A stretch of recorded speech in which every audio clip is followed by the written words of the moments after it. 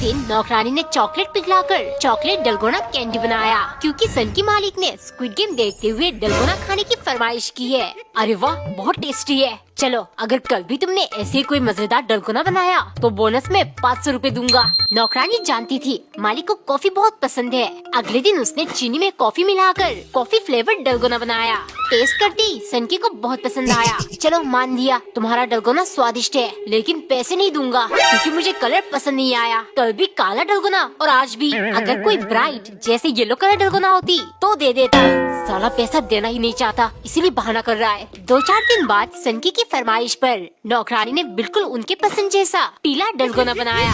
सनकी खुश होकर चाटने लगा। मुझे दुख है, 500 वाली ऑफर सिर्फ उस दिन के लिए था। वैसे आज इतना सुंदर डलगोना कैसे बनाया? नौकरानी तुरंत, कोई बात नहीं मालिक, पीला डलगोना बनाने के लिए कुछ मिल ही नहीं रहा था, फिर मैं टट्टी करने टॉयलेट गई। बाकी आप तो समझदार हो।